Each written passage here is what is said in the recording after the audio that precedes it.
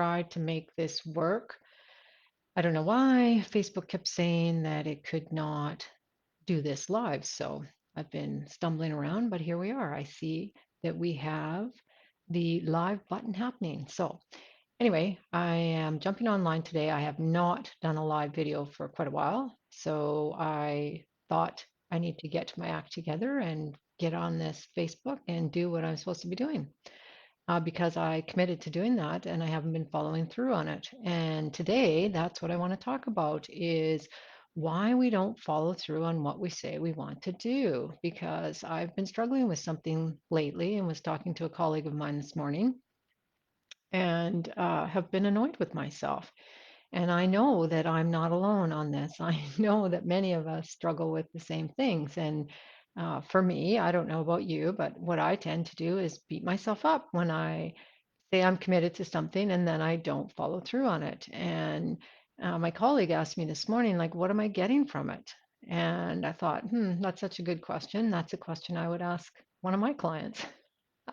But here I am in the same place as any other client, struggling with something that I said I was committed to and that I'm not doing. And for me, that is about being integral to my word. And so I take it seriously when I don't follow through on what I say I'm committed to. So, here would be an example. For me, it's about what I've been struggling with is being really committed to a schedule for my work.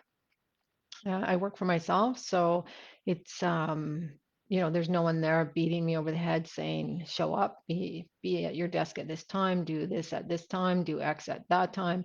It's like up to me. And I do have accountability structures in place to help support me around that. I have a coach, I have a lot of coaching colleagues, but ultimately, it comes down to being true to myself or for you to be true to yourself. And so examples for lots of people are weight, diet, exercise, um, writing.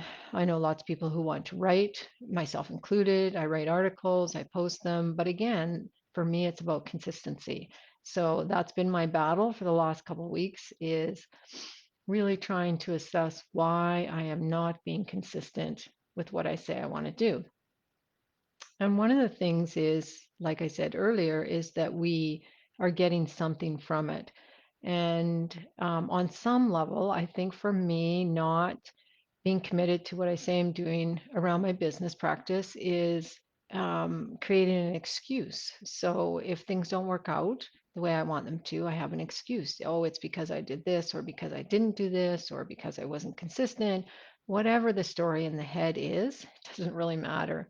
The bottom line is, I say I want to do something and I'm choosing not to. And it really comes down to being truthful with myself and being willing to do what's necessary, even when I don't feel like it.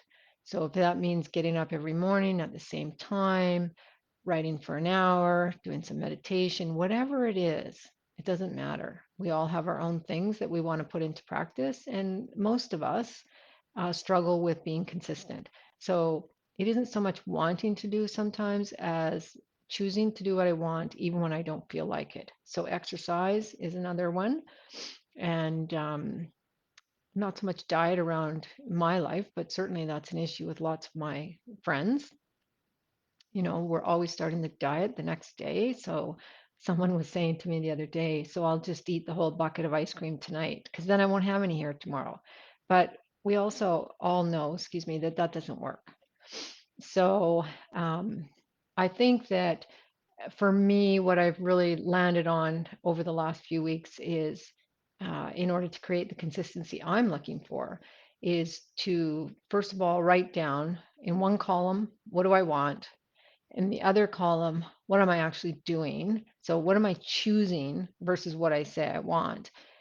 Doing some assessment around what that is, like why is that? Not so I can write it down, and then really looking at what's the payoff for not doing it, and what kind of frustration am I creating for myself when I don't stand in integrity for what I'm committed to.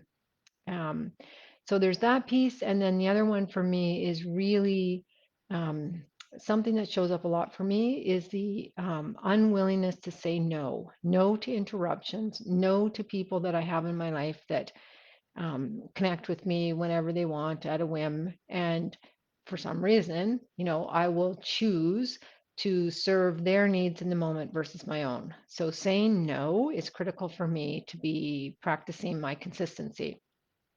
And so, what I'm committed to for the next week, it's a Monday today, is being really integral to my time every morning and saying no when that phone rings or that text comes through or whatever it is. I am not picking it up. I am not responding.